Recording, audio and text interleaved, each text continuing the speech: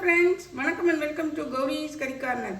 நாம் இன்றைக்கி பார்க்க போகிற ரெசிபி கத்திரிக்காய் தக்காளி பழம் காராமணி வச்சு ஒரு கூட்டு. அடுப்பில் கடாயை போட்டு எண்ணெய் விட்டுருக்கேன். கடுகு உளுந்தம் பருப்பு,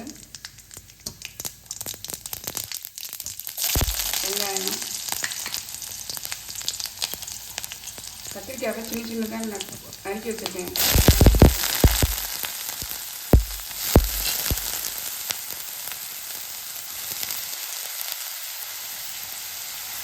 இது கூடவே ஒரு சின்ன தக்காளி பழம் நறுக்கி வச்சுருக்கேன், அதையும் சேர்த்துடலாம்.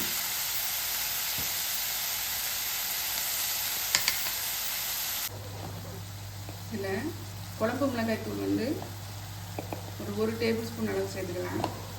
சாம்பார் பொடி கூட நீங்கள் சேர்த்துக்கலாம். வீட்டில் இருக்க சாம்பார் பொடி சேர்த்துக்கோங்க. அப்படி இல்லைன்னா எப்பவும் போல் 1/4 டீஸ்பூன் மஞ்சள் தூள், 1/2 டீஸ்பூன் மிளகாய் தூள், 3/4 டீஸ்பூன் மல்லித்தூள், இது கூட ஜீரகத்தூள் கொஞ்சம் சேர்த்துக்கணும்.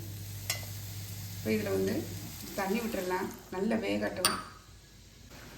இது வேகிற நேரத்துக்கு மசாலா ரெடி பண்ணிடலாம்.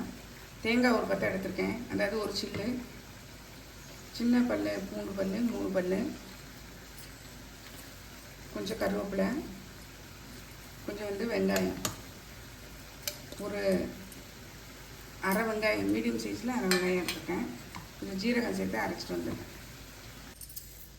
நல்லா தண்ணி விட்டு பேஸ்ட்டாக அரைச்சிட்டு வந்து காட்டுறேன். நல்லா காயெல்லாம் வெந்துருச்சு பாருங்கள். இப்போ அரைச்ச பேஸ்ட்டு இதில் சேர்த்துடலாம். நல்லா கொதிச்சு ஒன்றா சேர்ந்து வரட்டும். சின்ன நெல்லிக்காய் சைஸ் கூடிய கரைச்சிருக்கேன், அதை இதில் விட்டுடலாம்.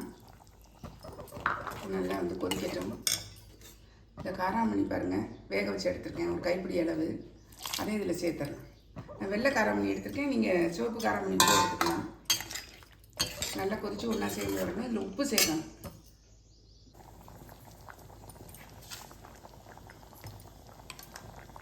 நம்மளுடைய கத்திரிக்காய் காராமணி கூட்டு பாருங்க, செம்மையாக சூப்பராக ரெடி ஆயிடுச்சு.